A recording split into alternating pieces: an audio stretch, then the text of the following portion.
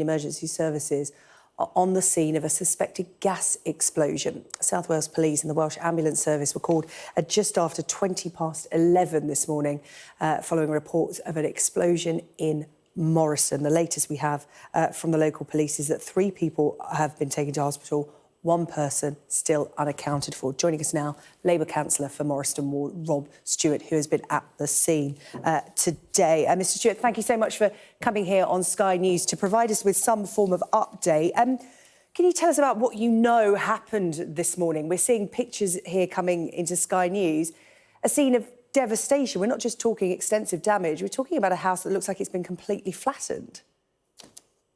Yeah, absolutely. I've just returned from visiting the residents who are being housed in a nearby centre whilst investigations are underway. But as you quite rightly say, a huge explosion which occurred at around 11:20 this morning, demolished one house and has significantly damaged a second, and then provided damage to a number of houses in the locality. So around 100 people, 100 residents displaced at the moment. Our teams are on site with emergency services, trying to ensure that we account for everybody, and that's what we're attempting to do at the moment, and obviously make sure that everyone is safe.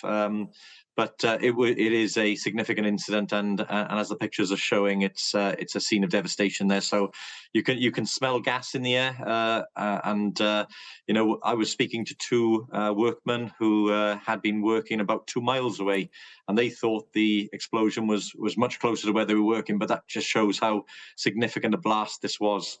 Yeah, it's incredible, isn't it, that more properties weren't damaged. Just to reiterate, what the police have told us is that 3 people have been taken to hospital as a result of this. They are still searching for 1 other person. Obviously, you've been there to provide support to the community. We can see from the pictures there, people on the street, a real sense of shock that this has happened on their doorstep, and concern as well. Was the area evacuated? Because, of course, when something like this happens, you do have to sort of put a cordon around it and protect the area. Has there been an evacuation? Is there somewhere for local residents to go? Yeah, our teams have set up a community centre, is open for people nearby. We had originally looked at a local football club, but because of the nature of the blast, it's also severed the electricity connections to the properties nearby. So we've set up a community centre where people are being supported at the moment. And as I said, about 100 people displaced. Roads to that area are now closed, and there is a cordon around the area. So my officers in Swansea Council and the leader of Swansea Council, as well as a local member, are on site there. And I've also got family and friends in that street, so been to visit them as well in the last hour or so. And you know, it's brilliant. They're all pulling together, supporting one another. But you know, we hope that we can account for everybody very soon, and that hopefully nobody has lost life as a result of the explosion. But we won't know that for some time.